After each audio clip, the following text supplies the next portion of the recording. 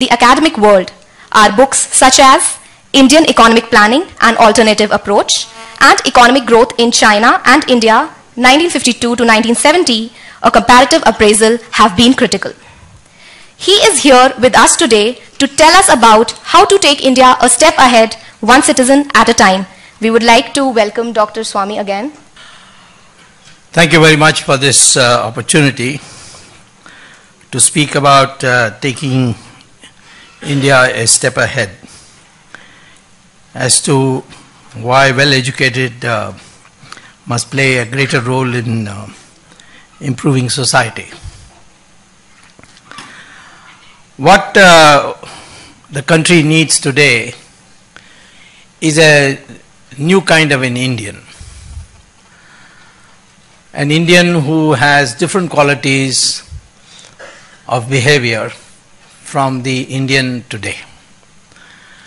Which are those qualities I would speak about first? You can't take anybody forward unless you inspire them. And you can't inspire them unless you have qualities which he does not have. And he thinks that these qualities is something that you should have and he didn't know about it before. Sometimes I call this as the new mindset. Mindset is very important. Being a strong person physically or in a strong position is not sufficient to do what you have to do unless the mind is a liberated mind. Now, for example, take question of strength. In a circus, there will be a cage, big cage, and 5-6 lions will be allowed into it. One thin ringmaster will walk in and he'll close the door behind him, and then he'll order the lions to climb up the bench, which they will. Then he will order them to open their mouth, which they will, and he will put his head in the mouth of each of these lions, and the crowd will clap at this great act of bravery. Question is, why these lions don't bite his head off? Why don't they maul him when they have so much strength? Because the circus brings up that lion when it was a pup to prepare his mind to obey. And by the time he becomes big and well-fed and strong, his mind doesn't know that he has this strength. And that is why he obeys. Now, I've always, when people used to ask me this question, that why does Manmohan Singh not stand up to Sonia Gandhi?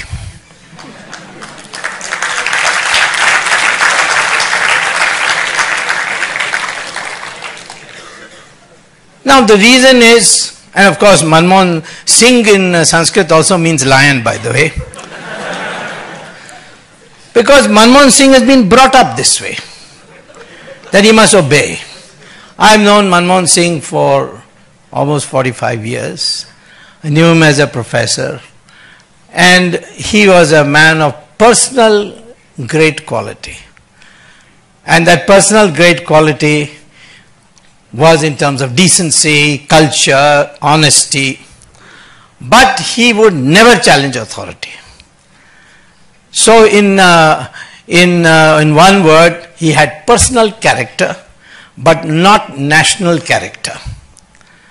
National character is that character which is necessary for building a new India. Personal character, you have personal qualities, that doesn't make the changes in society. Similarly, if your mind is prepared in a certain cowardly way, even if you are in large numbers, you will not be able to defend yourself.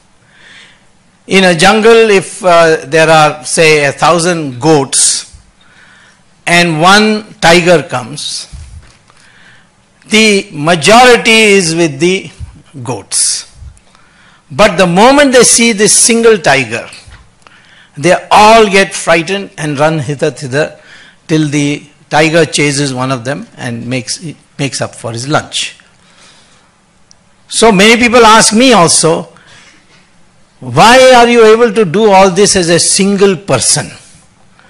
It's because I've got a mind of a tiger and they've got a mind of a goat.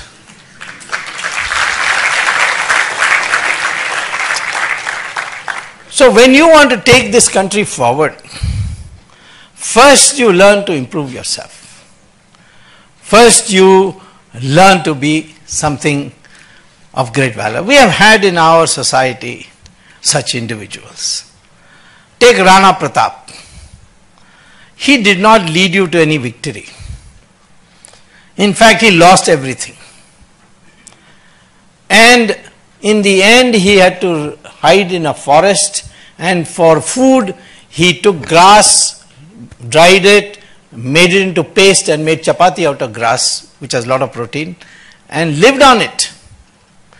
All that Akbar asked him for, and Akbar sent his cousin from Jaipur called Man Singh, that accept me, Akbar said, as the Badshah of India, as the Emperor of India, and I will give you back everything, all that you have lost.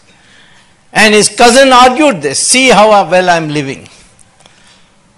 But he didn't agree. He said, no, I will not accept him as the Emperor of India. Then his cousin said, you're going to spend all your life eating chapatis made out of grass. What are you going to get out of it? He says, what I'll get out of it is future generations, mothers will name their sons after Rana Pratap, but on your name they will spit. That is enough for me. This is what he said. And our society, our culture worships such people almost equal to victors. Shivaji was a victor, but his status is the same as Rana Pratap. And Shivaji himself used to say, I am descended from Rana Pratap. And you will see many other such examples. Rani Jhansi, she didn't lead you to victory. A great heroine. In your Karnataka, there was Rani Chennamma. Subhash Chandra Bose, he didn't lead you to victory. But he is considered almost on par with Mahatma Gandhi. So our society originally was this way. And that is why we became such a prosperous country with tremendous intellectual attainments that people used to, from all the world, used to come to India and learn from India. The Chinese travelers came, then the Europeans came. In the beginning, all of them were completely agog with India. India spread its ideas to the whole of Southeast Asia without conquering anybody. It was purely by preaching. So, therefore, I would say that the first thing you need to do is to develop a mindset. And the mindset requires certain dimensions which I will explain to you just now. Now, in our first quality you have to have is when you work towards a goal and you don't achieve that goal, if you feel depressed about it, then you are not a developed mind.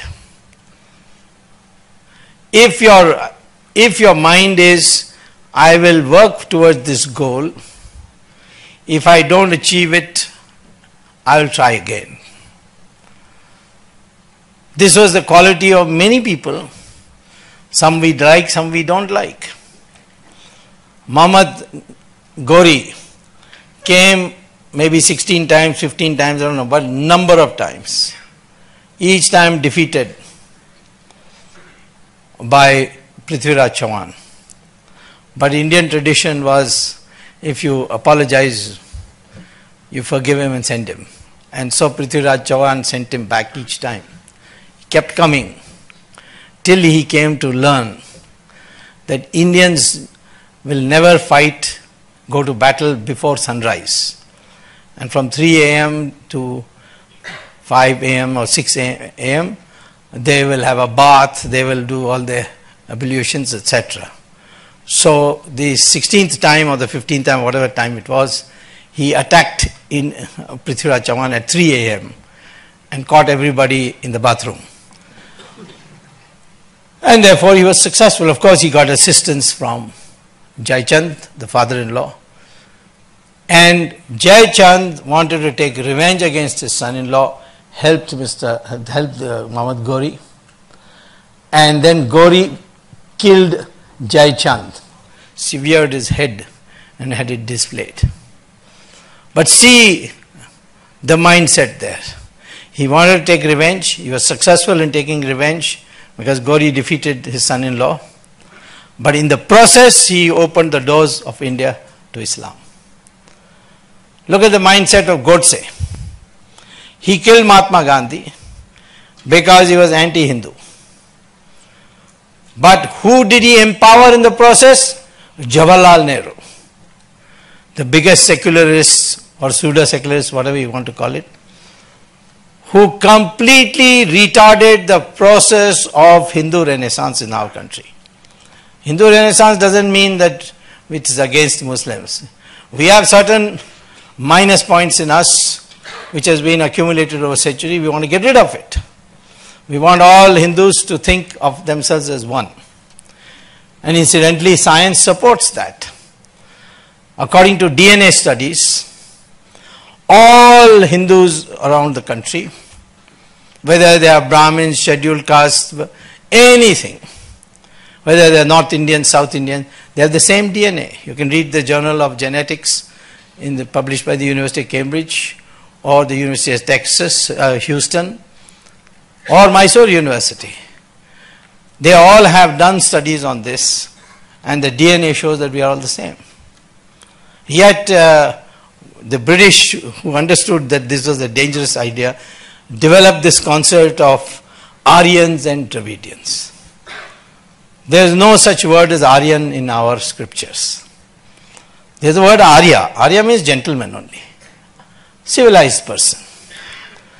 The word Dravidian was actually invented by Shankaracharya as a sandhi of two words, Thra and Vid, which means Thra means three and coastlines. The Bay of Bengal coastline, the Arabian Sea coastline, and the Indian Ocean coastline. Where the three joined together, that whole portion is called Dravid, which became Dravid. But the British converted that into two races. Dravidians were first ruling India, then Aryans came from the Khyber Pass, conquered them, drove them to the south. And they started a whole movement called Dravida Karagam. It means Dravid organization, which said we are a different people. And they decided to do everything different from what the so-called Aryans of the north were doing. We celebrated the Ram Leela because Rama went from Ayodhya and killed Ravan, and Karunanidhi decided to celebrate Ravan Leela. He said he is our God.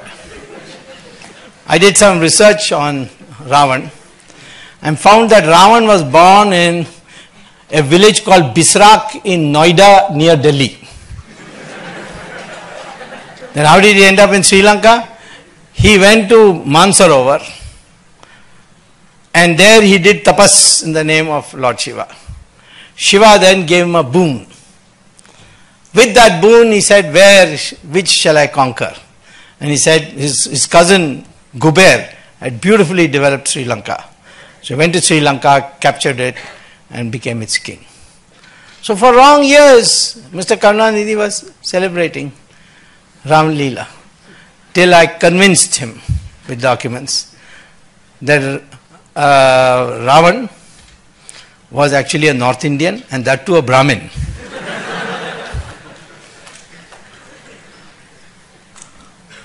And now he doesn't talk about Ravan, but he is still not reconciled to this North Indian called Ram. I remember once I was arguing in Supreme Court saying that the Setu Samudram project, which was a pet project of Karunanidhi, should be scrapped, and we certainly will not allow Ram Setu to be broken. The canal, the causeway which was built on Ram's guidance, and the court of course accepted my point of view, and so that proposal is now finished. But in the process, when I was arguing, the papers quoted me as saying what is the origin of Ram Setu and so on.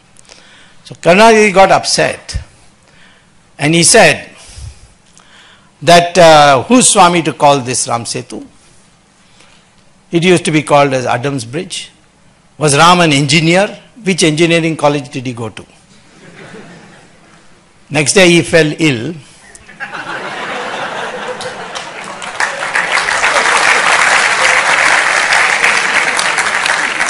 And he had to be admitted to hospital, and the name of the hospital was Ramchandra Medical Hospital.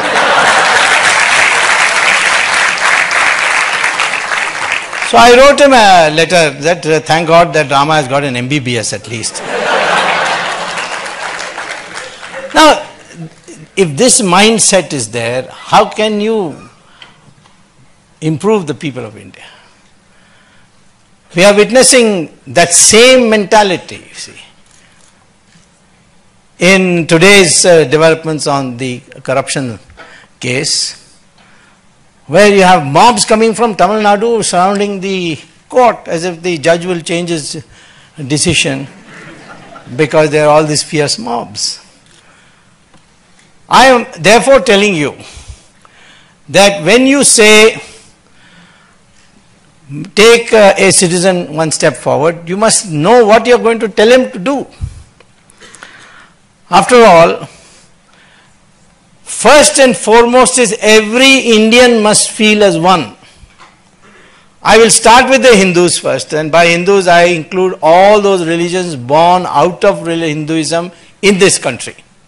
They are separate religions. Sikhism is a separate religion, so is Jainism and Buddhism. But they were created by Hindus, and they took another religion. And the core ideas are the same. And some of their gurus fought for us. For instance, today there would not be this kind of Hindu population had not Guru Tegh Bahadur refused to submit to Aurangzeb. And what hell he went through. He has saw his own disciples being sawed into two. And then ultimately his own head was chopped and put in Sisganj. So, I am saying that why are they the same? Because the DNA is the same. DNA is the only guarantee of ethnicity. When people say Sri Lanka has got an ethnic war, no, they are Tamils and Sinhalese. Sinhalese came from Bihar and Orissa, and Tamils came from Kerala and Tamil Nadu. So we are the same people, and I tested this once. I've told this in many meetings. When Raj Thackeray was saying that Bihari taxi, UP taxiwalas are taking the jobs of us Marathis and was smashing taxis. That time I asked a friend of mine, you are known to Raj Thackeray, can you get me a sample of his hair? Because you can test DNA through your hair or your skin or blood. So he said, yeah, I go to the same hairdresser as him. So I'll bring you. So one day he brought me a bottle of his hair. Then I paid 100 rupees to a taxiwala and said, can I take a sample of your hair? He thought it was a little nuts, but for 100 rupees he was willing to do it. And I sent it to a Hyderabad laboratory, microbiology laboratory, and the results came out that both the DNA of Thackeray and the taxi driver was the same. And I announced that in the public meeting that Thackeray also came from UP.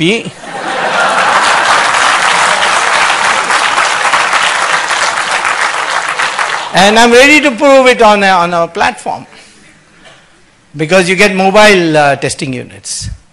Now, the surprise is that Brahmins and scheduled castes also have the same DNA. Hindus and Muslims have also the same DNA. Of course, Christians too. People say, no, the color is different. Color has got nothing to do with race. Color has got to do with pigmentation's response to the sun. If you are near the equator, the sun's rays directly hit you. If you take out your pigmentation, your color will be white. That's what happened with Michael Jackson. He went to a doctor and said, take out my pigmentation, and he became a white man. So, I am saying, therefore, the first thing that must be in your mind if you want to motivate somebody, please give up all these distinctions, particularly this Varna classification. Why? Because it was originally meant for discipline to be followed. It was never birth-based. You have an authority of Lord Krishna in Gita saying Varna Vyavastha is based on gunas. In our entire history, cultural history, you have a rishi, Maharishi like Vedavyasa who wrote the Mahabharata. His mother was a fisherwoman. Valmiki wrote the Ramayana. He was born in a Dalit family. Kalidasa, the greatest poet we have produced, began his life cutting wood of branches of trees, from the branches of trees.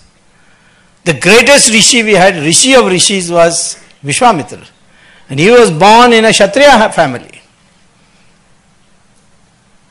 And therefore I say, and of course I have told you that Ravan was a Brahmin. Ram was a Kshatriya. Ram killed Ravan, but the Brahmins don't say, hey, this Ram killed one of us Brahmins, and therefore we cannot worship him. Nobody can says that. Because the duty of these castes, Varnas, caste has got nothing to do with Varna. The Westerners confuse caste and Varna. Varna is a four-way classification. And even where there was at a period, particularly after the coming of the Buddhists and then the Islamic invasions, a section of our society which became untouchables, according to the principles laid down at that time, the children of scheduled castes are not scheduled castes. And I illustrate this by saying, Dr. Ambedkar, he went to Columbia University, 1916, scheduled caste person going to Columbia University. Remember, Ambedkar was not his name. His name was Mahar, last name was Mahar. His teacher was a Brahmin whose name was Ambedkar, and he said, you can't progress till you change your name, take my name. That's how he became Ambedkar. He went to Columbia, wrote a PhD in economics, and his thesis by then contemporary standards is top class. Then he went to London, got a law degree, came to India, piloted the Constitution, Constituent Assembly, the Constitution, draft Constitution, became a noted jurist. And people in Congress party call him Bhimrao. They never gave him Bharat Ratna. It was the Janata party which gave him the Bharat Ratna. Jawaharlal Nehru went to Cambridge and failed. I don't think any Nehru has passed an exam.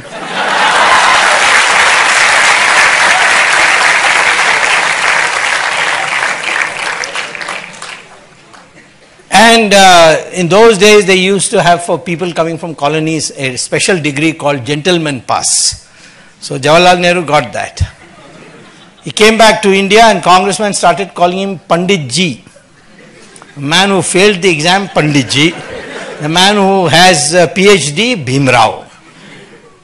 It is Ambedkar who could be called Pandit Ji by the old standards. So I would like, first of all, before you think in terms of improving society, improve yourself. Who are you? What is your identity?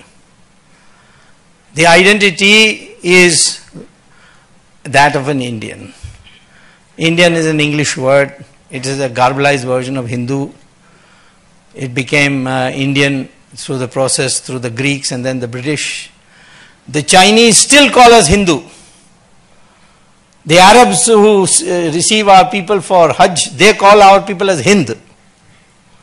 And in Urdu papers we call India as Hindustan. Iqbal wrote this famous song, Sare Jahan Se Acha Hindustan Hamara. He used the word Hindustan. Bharat is a republic. Hindustan is an identity. Though all those people connected with this geographical mass, they are called Hindustanis. And people get angry, but privately they don't, but publicly they do. When I tell Muslims that you are also Hindustani because your ancestors are Hindus. He said, how do you know? I said, DNA. If you want, I can prove it. But then I said, Farooq Abdullah told me, yes, I in fact come from a Saraswat Brahmin family. So I told him, why don't you say publicly this? He said, are you mad? The mullah will kill me. This separateness that is being created. So the first task you can take, small task, is make everyone feel that you belong to this soil of this great country and you are the inheritor of this culture. And the second step you can take is, in my opinion, advocate a common Indian language. That doesn't mean you don't learn English. English is an international language, not because of Britain, but because America adopted English and became a developed country, so the whole world is using English. English is an international language, so you must know that. Your mother tongue, you must know. If it's Kannada, Tamil or whatever. And a third language, with the time being, can be Hindi. But its vocabulary should become more and more from Sanskrit. Why? Because Sanskrit words are there in every language of India. Again, I had a big fight with Karunanidhi on this issue. He says Sanskrit is a foreign language. Original Indian language is Tamil. And I am a Tamilian and you are Brahmin, you are not an Indian. That's what he told me. Then I said, please explain to me then why your name is Karunanidhi. That is two Sanskrit words. What is the Tamil word for it? So he says, no, the Sanskrit stole these Tamil words and made it Sanskrit. Then I asked him, what do you call election symbol? In Tamil it is called Chinnam. That comes from the Sanskrit word chin. Then I said, what is your actual symbol? He said, Udayan Suryan. In Tamil it is Udayan Suryan. In Sanskrit it is Udaya Surya. So I am saying here that over the years you want to make one step forward, propagate the learning of Sanskrit. Why? Because today NASA, after doing 20 years of research, has said that in the field of storage of knowledge in computers, in a single language, the field of artificial intelligence, the language most compliant to the computer is Sanskrit, and therefore if you want to study artificial intelligence in NASA today, you have to learn Sanskrit compulsory in the NASA.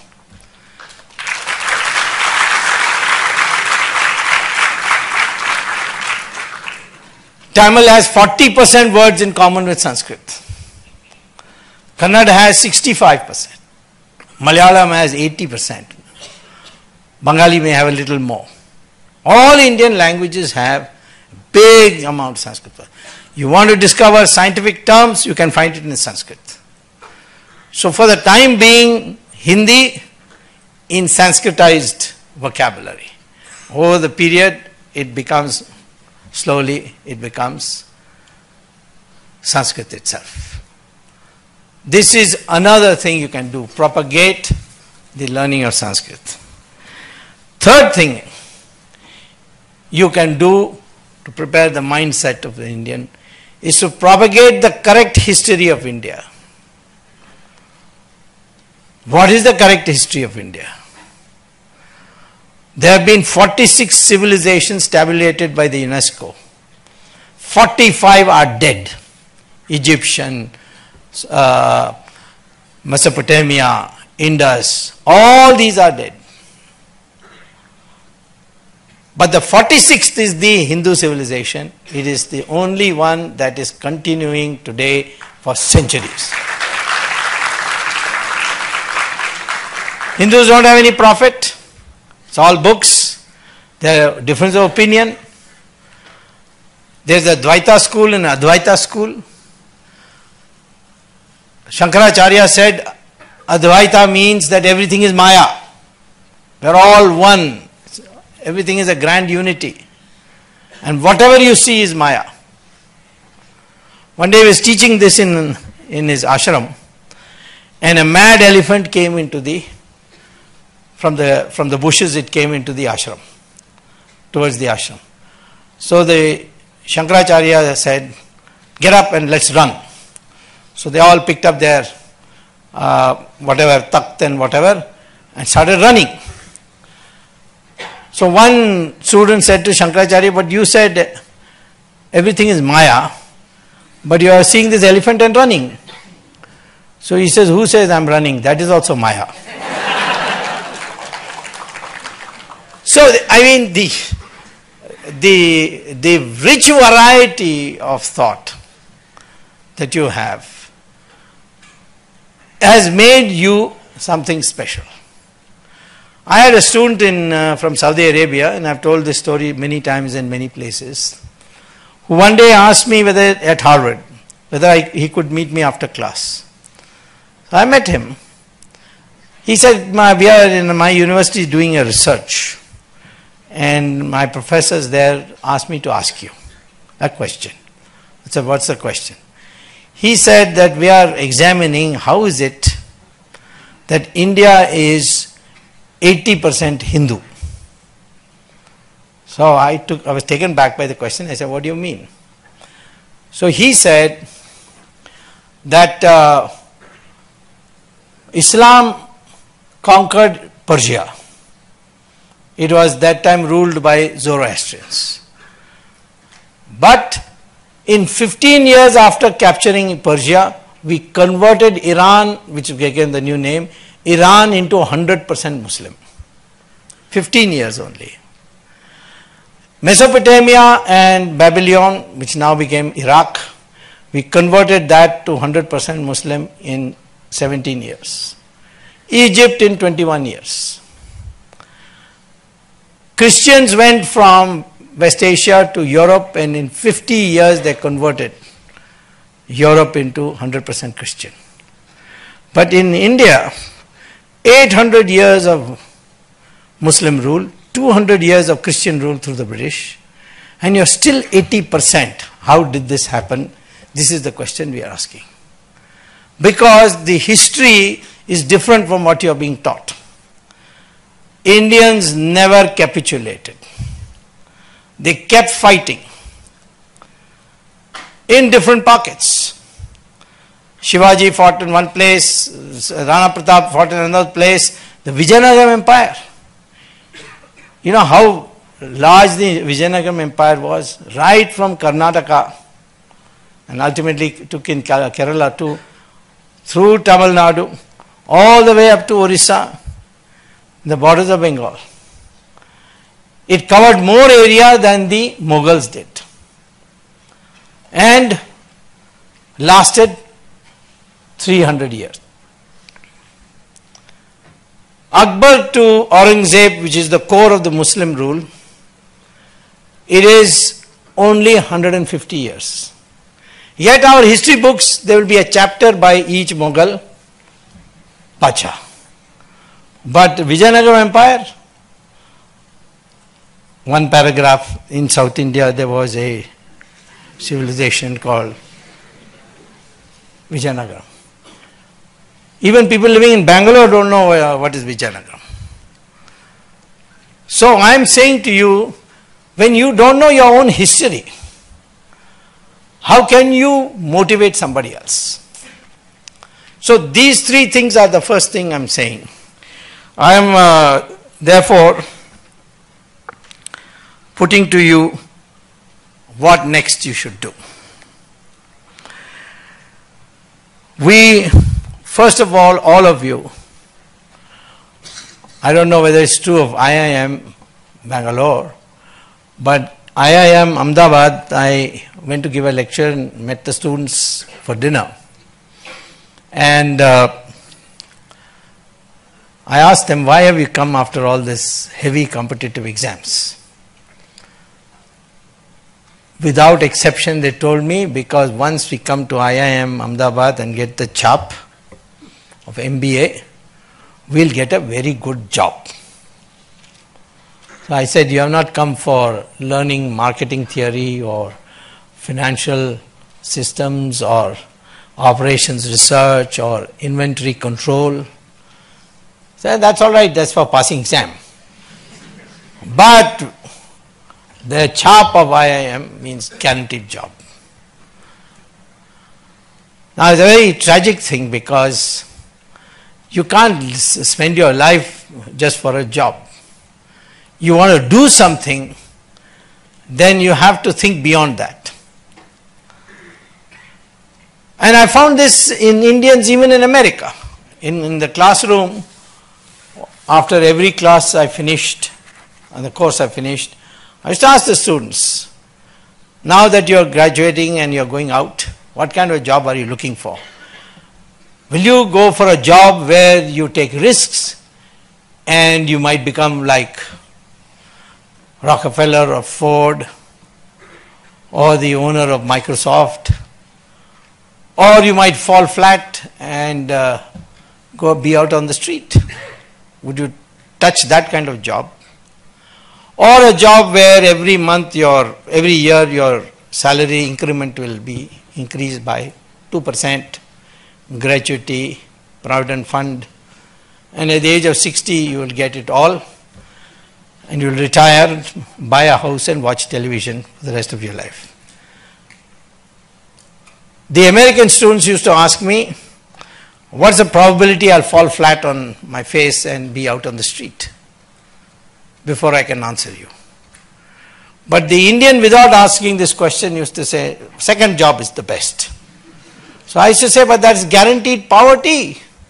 Why would you want that? And they said, it is guaranteed. That's the important part.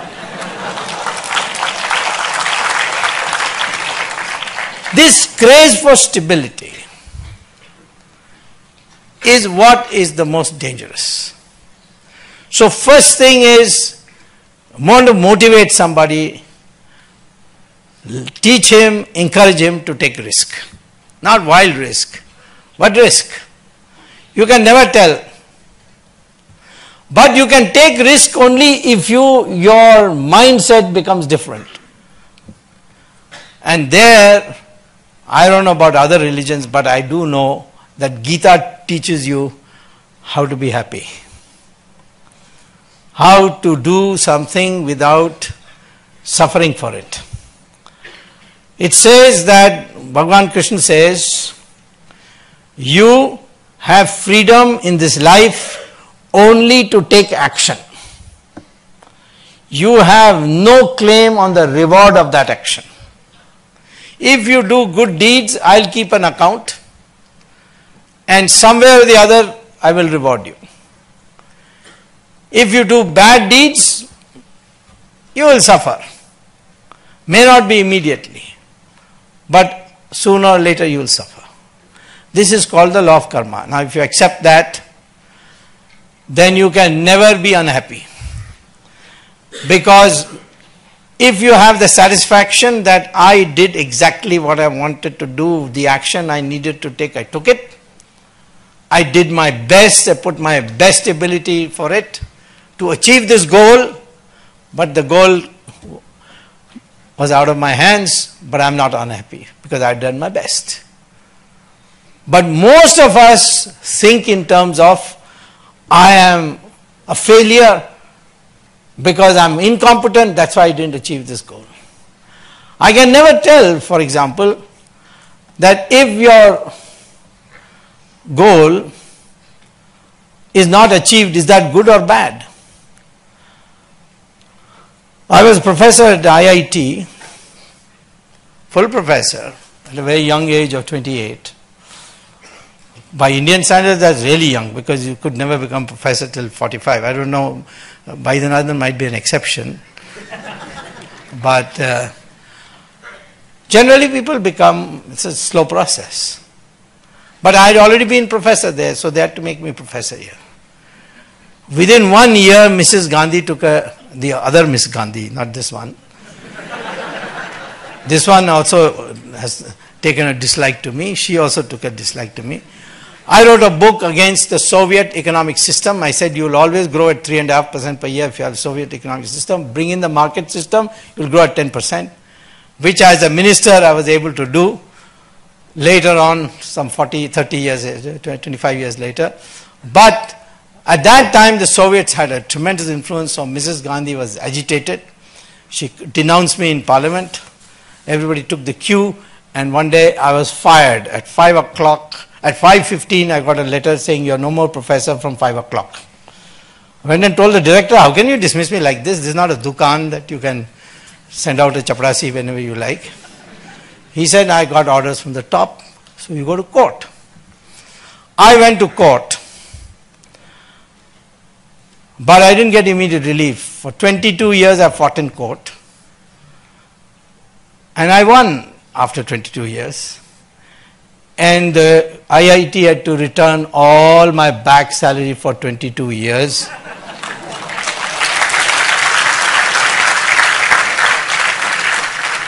In the meantime, because I couldn't get a job and I didn't want to go back to America, Jansang was a party in those days. They took a liking for my views on Swadeshi, on atom bomb and so on. They sent me to Rajya Sabha. And thereafter I came to Lok Sabha when the Janata came. And then I was nominated by the government on the board of governors of IIT Delhi, the very body which dismissed me.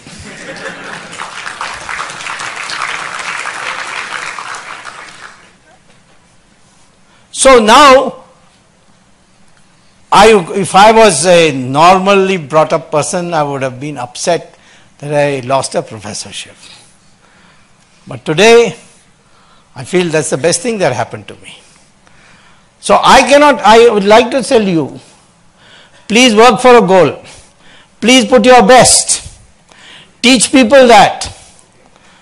But don't be disappointed if you do not achieve your goal, because that is not in your hands. So says Krishna in Gita. Now you'll be surprised that the corporate world today in America is begun to teach this philosophy to its executives. Why? Because they found that when people were holding themselves responsible for failure, there was stress. Stress meant heart attacks. They were losing a lot of good executives at the age of 45 and less. So ultimately they came to this. You go to Sri Ravi Shankar's ashram here in Whitefield. How many foreigners are there? All rich foreigners. Why? I myself asked some of them, why have you come? They said, well, we made a lot of money, but we are not happy. And what Sri Ravi Shankar says, now we know what happiness is. And what does Sri Ravi Shankar says? That results are not in your hands. And that has made them happy.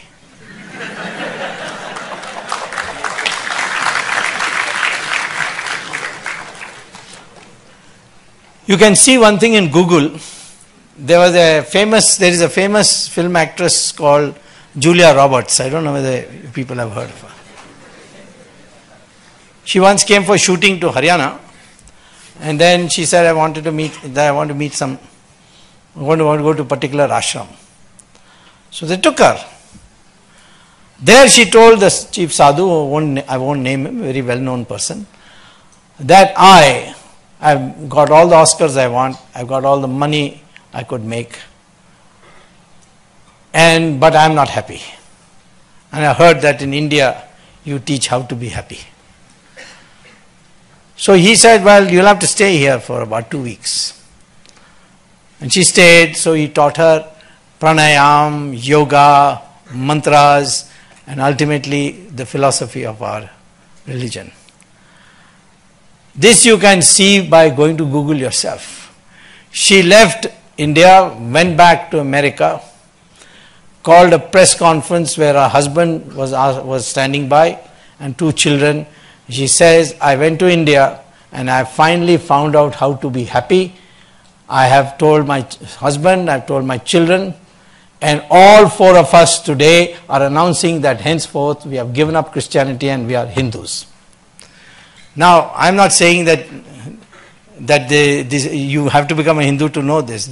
Most of the teachings of Sri Ravi Shankar and all doesn't require that. But she was so overpowered by it. And what one simple message. You have freedom of action. Do good action, somewhere you will be rewarded. Do bad action, somewhere you will be punished. With this philosophy, you can never be unhappy. Same thing in your class exams. You do your best. Study hard. Don't go to nightclubs. Don't touch alcohol. Don't touch drugs. So these are habits you have to have as a student. If you can do it and then study regularly. Before class, what the teacher is going to teach, pay attention in class, come back and revise what he has taught you. Then you won't have to study for exams. I have passed through all examinations, and on the day of the examination week I used to be watching cricket. Because I had already prepared, everything was in my mind because I was doing this on a regular basis. How people don't do any studies and then the last minute they do it. So here again I am saying this is a question of moderation of your life. Now finally, what is intelligence? What you are learning in IIMs is cognitive intelligence. Recognize how products are differentiated, recognize mean variance in stock broking, inventory control. These are all cognitive sciences. But you cannot be a person, evolved person, till you not only develop cognitive intelligence, but 6 other intelligences which our rishis knew about it, but now is being taught in American universities of education, in the Department of Education. The second intelligence is emotional intelligence, which means how to present yourself to another person so that he doesn't get repelled by you, he doesn't get annoyed by you, he sees the force of your arguments, you convince him. A whole book is now being written on emotional intelligence. You can get that by going to Amazon. Just put emotional intelligence. You will get not one but many books. Third thing is social intelligence. And that is to modify your aspirations in such a way that society also prospers. Now that requires a new outlook. You know, when I tell my friends about my early experience as a graduate student at Harvard, and I've told this to many audiences, and if you are watching my YouTube, you will see it there also. When I started becoming graduate student at Harvard, my American classmate asked me, "Can I ask you a question about India?" I said, "What?"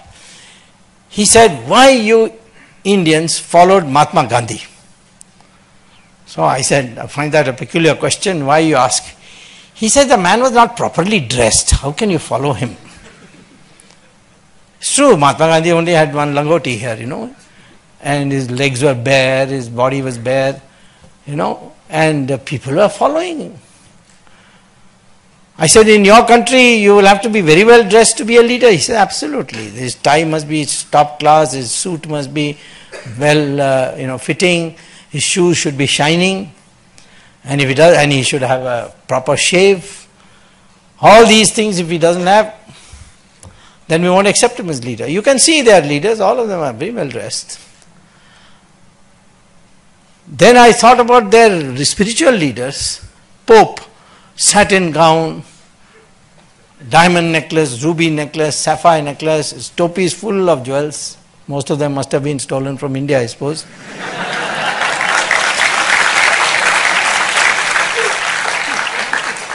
So, but look at our gurus.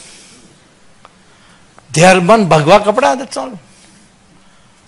There is Ramdev or there is Swami Dayanand Saraswati in Coimbatore or Shri Ravi Shankar. All of them so simply dressed. So, what is it then about India that people you revere so much are not properly dressed by Western standards?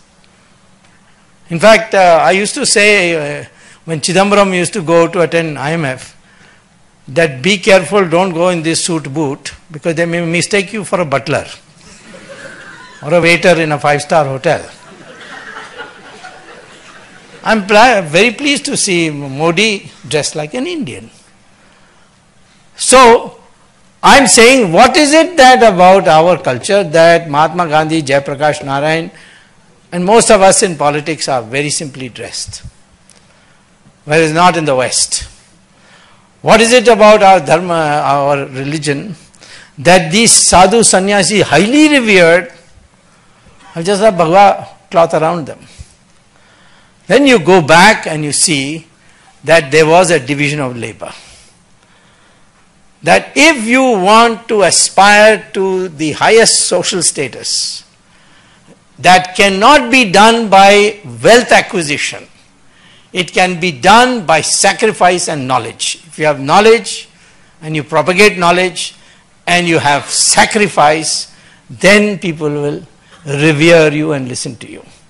So, these gurus, they used to live in a hut in the ancient days. They had no property, no weapons. But the Raja himself used to go to him. In our system, the Raja was not the policy maker. In the Western dynasty system, there the Raja could decide when to go to war, whose head should be chopped off, but not in our system. The Raja's job is to defend the country. But the policy will be made by those who think. People who made money, nothing wrong with it. But their social prestige came only when they gave more than they needed, that portion of the wealth which was more than they needed, to the society. Philanthropy. That's how our system worked. And we have lost the way. Today, on the name of one-dimensional materialism, we have locked ourselves in. To what? To greed.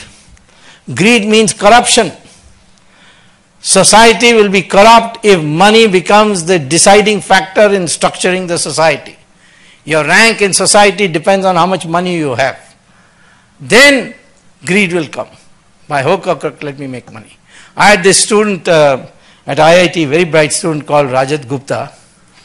He asked me for a recommendation to go to Harvard. I gave him a recommendation. He went to Harvard Business School, became slowly rising to head of McKinsey, then of Goldman Sachs. And one day in jail, today he is in jail, like Ms. Jayalalitha.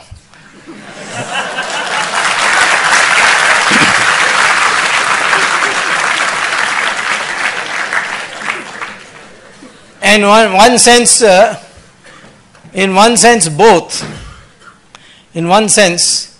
both are in jail because of me. Jayalalitha because of my criminal complaint, which I never gave up. And in case of Rajat Gupta, it was by accident. I had been telling the Americans, ban LTT, ban LTT. They banned LTT.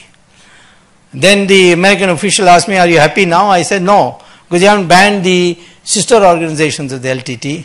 For example, the Tamil refugee organization, so you banned that also. And finally, they must have done their own intelligence analysis and came to the conclusion it should be banned. They banned it, then they looked at the accounts and they found that this Tamil refugee organization, rehabilitation organization, refugee organization, was getting $1 million from a man called He was a stockbroker in New York Stock Exchange. Rajaratnam, yeah. And $1 million a year.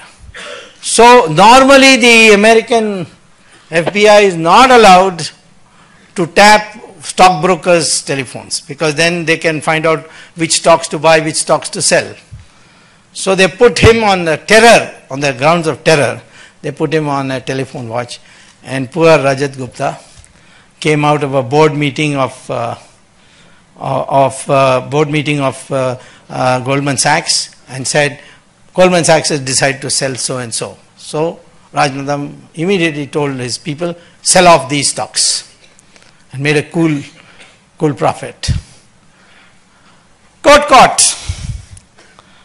Now, of course, there is a book written by one Indian girl, I forget her name, which is worth reading, where she quotes about how Rajaratnam was my student and how it was my recommendation which got him into Harvard, all that.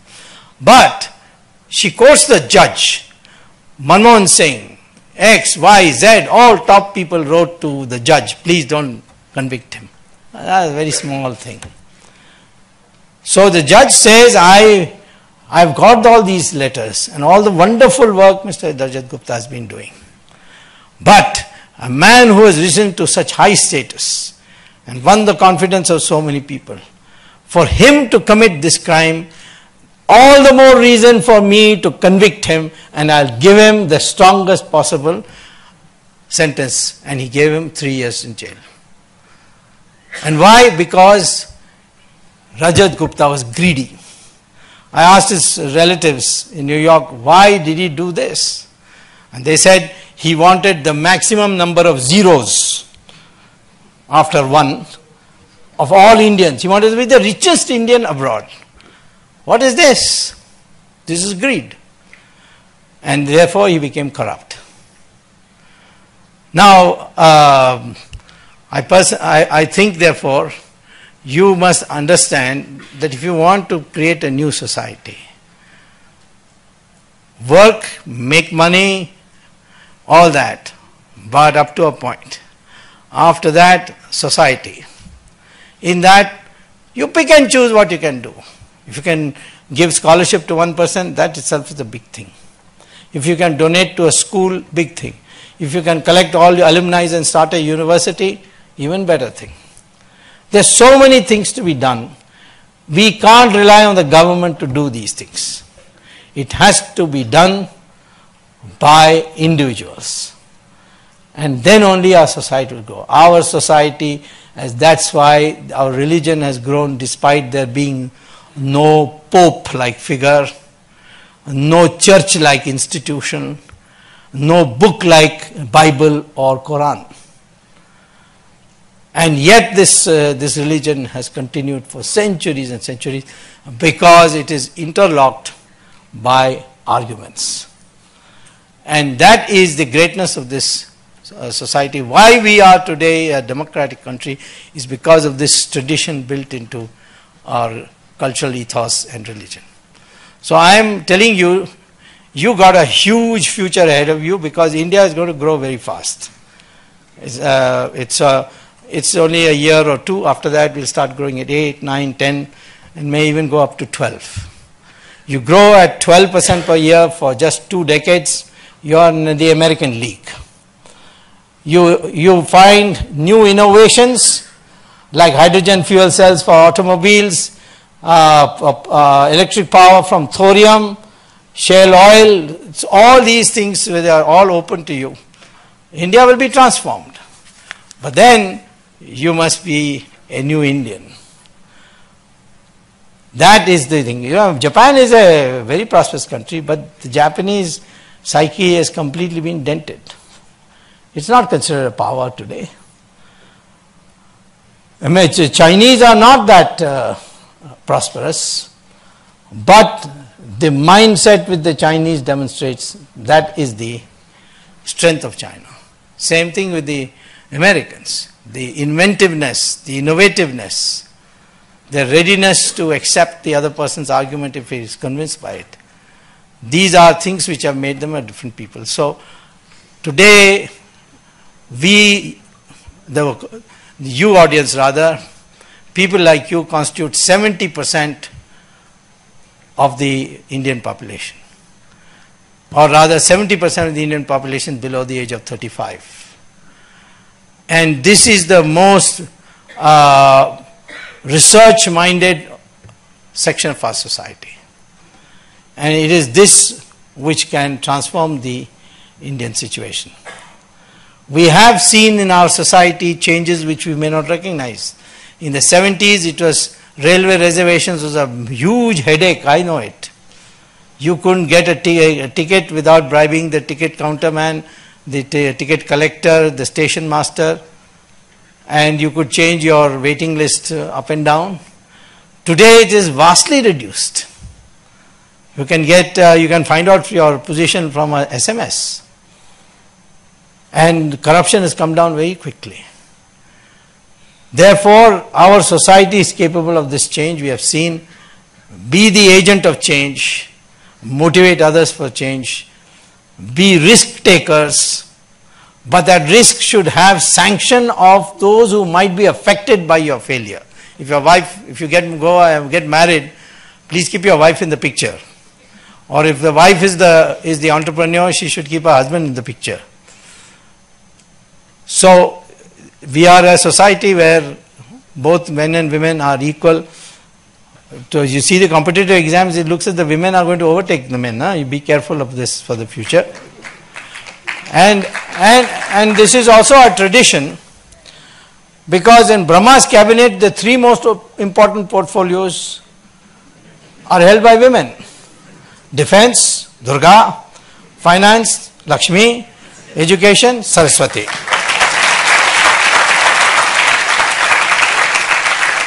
And I searched whether any male god got anything, and found that information broadcasting was given to Narad Muni. And when the men failed, they went and begged Durga, "We can't defeat these demons, please help us." And that's how Kali came up. So this is the tradition, and what you see today is disgusting, is deplorable, the treatment of women. All of you want to take a step forward, take an oath that you will never accept dowry when you get married. Take that as a oath.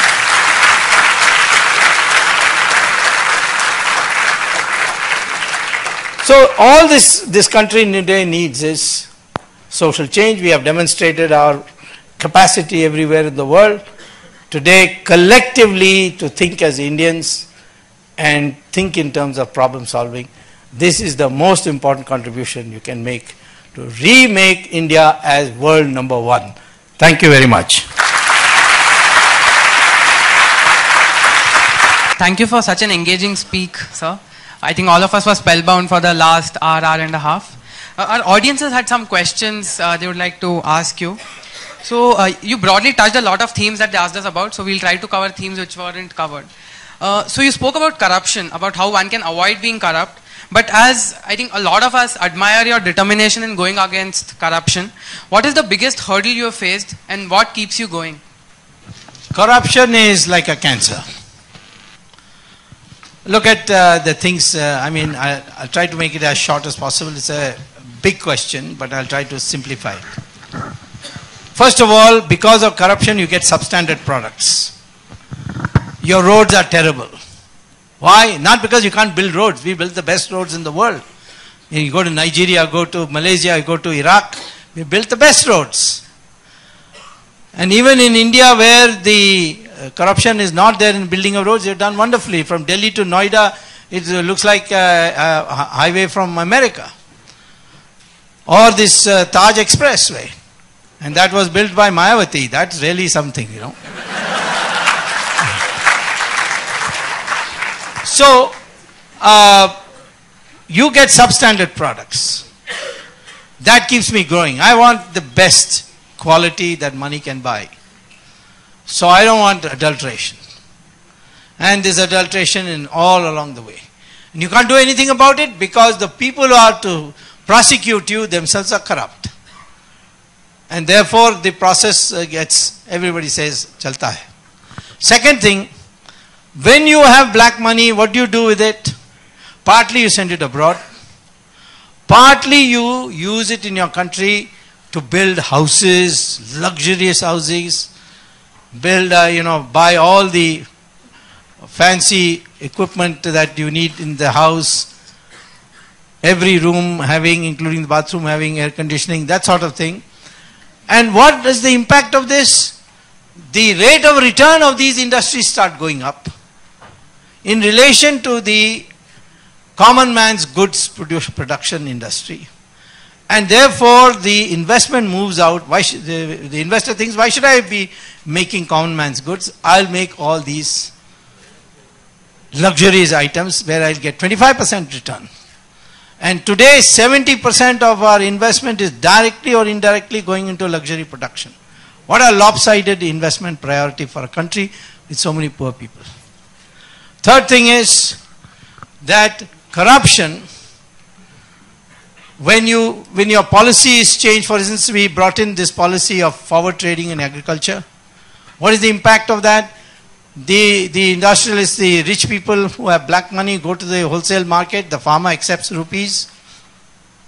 There's no accounting for it because there's no income tax for agricultural incomes.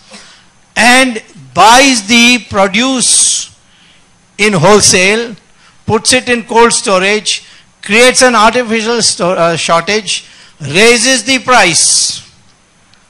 And when the price really goes truly high, he brings it out. And that's why agriculture prices are now going like that. The economy is totally destabilized. Then the money you send abroad, you send through Hawala. Hawala means Dubai. Dubai means ISI of Pakistan. No Hawala agent can send your money to Switzerland and other places unless he gives the full data to the ISI of Pakistan. Where you put in money, whose money you put, and in what is the password for that account. And today, I will say frankly, that Pakistan has the capacity to blackmail many of our leading politicians because of this factor. Look at the cancerous effect on this. There are other aspects of it too, but I would say, therefore, we have to fight corruption. How do you fight corruption? 3 ways. First, where there is computerization possible, like if somebody wants a form from a government, he should not go to a government office. Because if he goes there, then the chaprasi has to be bribed.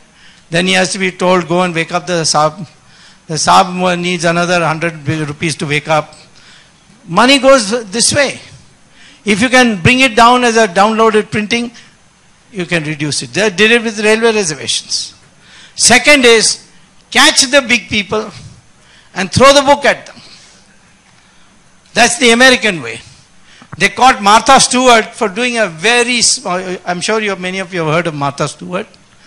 She used to come on TV for cooking and so on. She was a multimillionaire. She was in a party, she overheard a stockbroker telling another stockbroker that this particular company is going to fold up. She didn't ask him or he didn't tell her. She overheard it. She went home, called up her stockbroker and told him that, sell the stocks of this company. So the company next day collapsed and she had in the meantime sold. And then the investigators started looking at who are the people who sold out in the last minute and found Martha Stewart's name. So they investigated and found that she had indeed overheard this and she used it. And they put her in jail for insider trading. I asked people, how can you put Martha Stewart in jail for a thing that she overheard? They said because she was in high places, she should have known better, and therefore we have to set an example. Today, if I catch, now I caught Jayalalitha, I'm going to keep her there for a long time. But I am also working on sending Sonia and Rahul.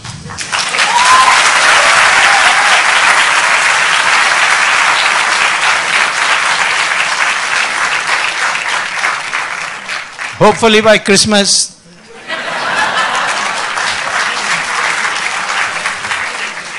In fact, the jail superintendent of Tihar jail is known to me. He was jokingly asking me, pizza order karna hai ki nahi? Anyway, I catch these people, people get scared. I've never found it necessary to pay 1 rupee bribe to get anything done. Because the moment I come, they know my name. Baap re baap, iska kaam kar dena hai. That is the way. So you catch big people. They will say it's politically motivated, this, that. Some people say, arey, too harsh. No, it's not. After all, what is it? No, the bigger the person, the bigger should be the punishment. And third, develop this attitude that money is a means to an end and not an end. The society should not regard money as a means of making your social status. This is why I said that sacrifice is respected. And that is why when the ancient travelers came, they declared India is the most honest country in the world. Hasian came from China. So many people came. They said it because we do not value money when we look at a person's social status. So these are the reasons why I keep going. I have one birth defect. I have never been afraid of anything. So if you want to fight corruption, don't be afraid of anything. Otherwise, you can be scared off, you can be threatened, they can do a lot to make your life miserable. But because of the fact that they know that I will not bend, and another factor is that I publicize my enemies, but I never publicize my friends. So they don't know where my friends are.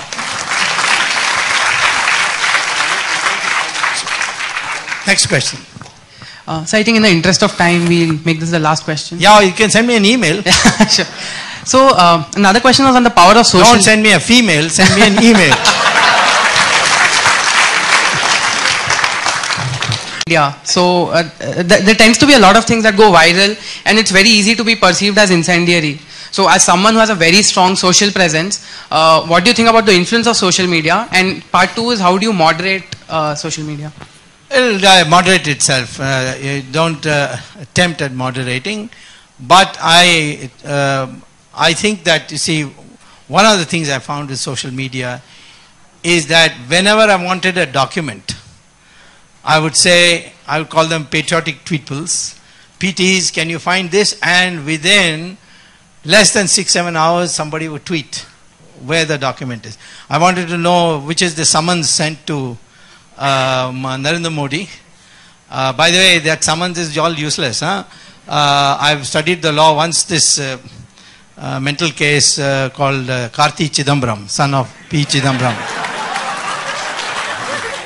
He went into Singapore and filed a defamation case against me. So a summons came. People say, Babre, don't go to Singapore because they're, they are very ruthless, those courts.